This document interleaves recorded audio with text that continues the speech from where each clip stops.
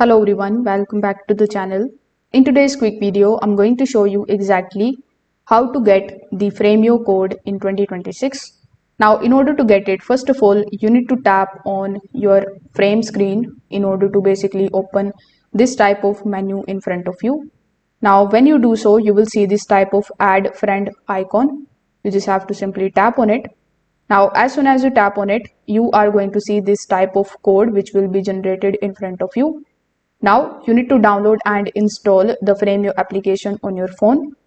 Now here you just have to basically create your account inside your Frameo application, and when you create your account, simply tap on this particular add friend icon on the top right hand corner.